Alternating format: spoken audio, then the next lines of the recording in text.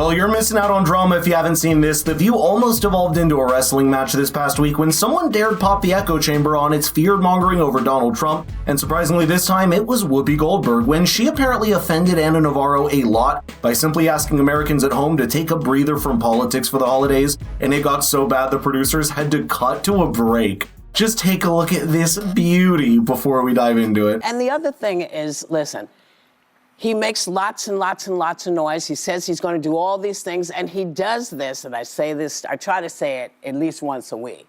He does this to keep you all in a panic. He does it to make you all do this and talk about him, and it's so terrible. But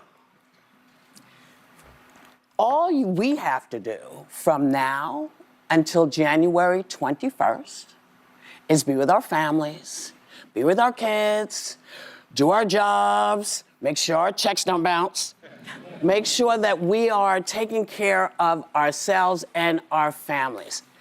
Whatever he's going to do, but do take our word for it. Things seem to move slowly because, yeah, they didn't come get Hillary. But he has other people who are ready to go. But I don't think that they can just go out and do what they want to do. You're saying there's legal ramifications. No, wait, I told you last week I disagree with you when you say that. Because we have the luxury of saying that because we're legal, we are successful, we are... But if you're an illegal immigrant in this country, you're not going to be not in a panic. If you are a woman working for the Department of Defense, you have a right to be in a panic. You tell people to stay fraught and like this.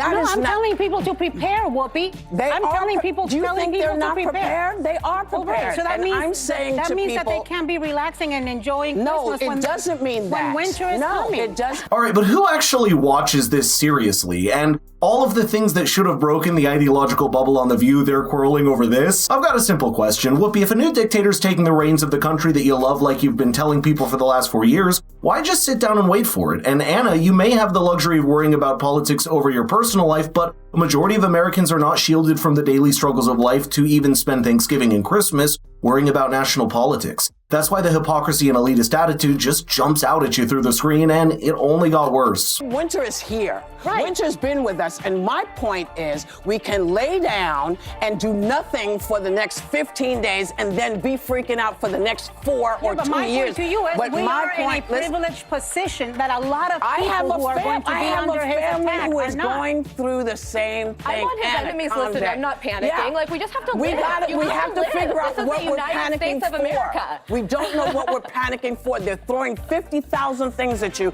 to make you do this. I'm saying don't buy into that. Do what you have to do. Take care of your family. And when we know what is happening, when we know what we're fighting, we'll get out and fight.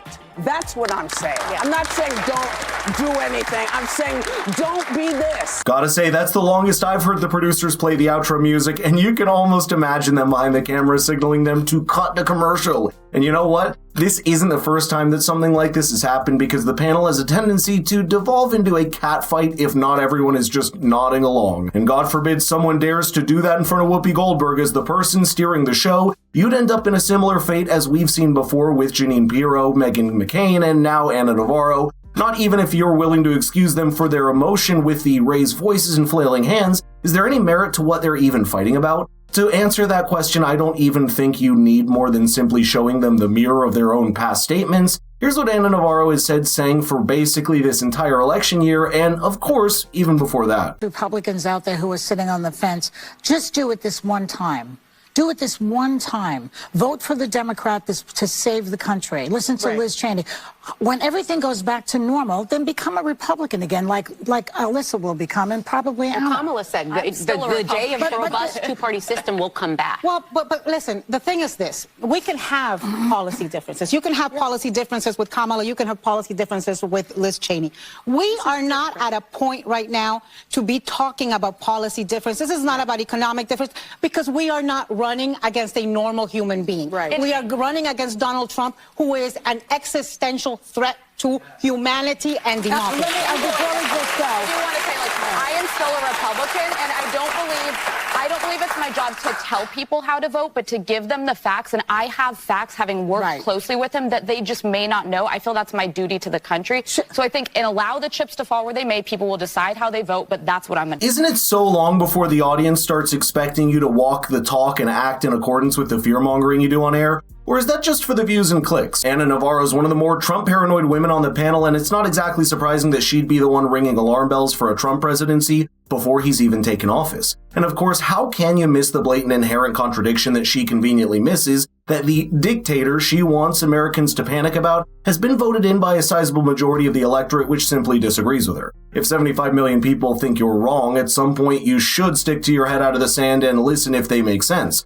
By the way, don't be thinking that the person acting all calm and rational on this panel is any better. Whoopi Goldberg's literally been comparing Donald Trump to the German dictator from all the way back in 2015 when she said, quote, "Here's a good conspiracy for you. A lot of what we're seeing floating out there right now has happened before, and it didn't turn out well for folks. I'm talking about 1930s Germany. I'm talking about what happened in Italy. I'm talking about what happened in Africa." From the nearly decade ago now, Whoopi hasn't stopped to realize that she sounds like a broken record that no one is even listening to. I'm sorry, what's interesting for me is that people's faith in the country is waning. That's the thing that's pissing me off. Because, in fact, there's a reason Joe Biden ran the way he did. There's a reason he's running for democracy now, because that's really what's at stake. You worried that you can't pay your bill?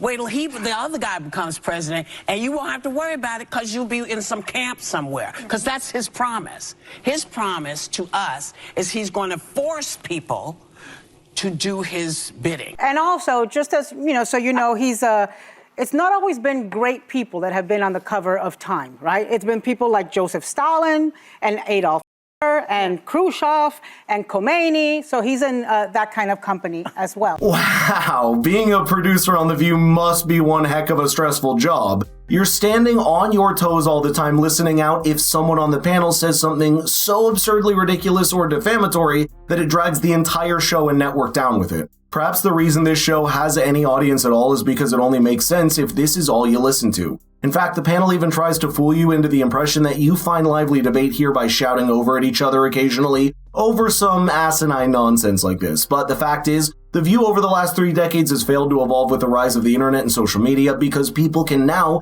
double check what you are saying from 100 different sources. That means they're only digging themselves further into the quicksand with antics like this, while it gives us a lot of subject matter to get a quick laugh out of. But let me know in the comments what you thought about this, and share this with someone who will still unironically watch The View for some reason. I think we're entering an era with the Trump presidency where shows and networks like this are gonna have their feet held to the fire and forced by the audience to be congruent in their words and actions.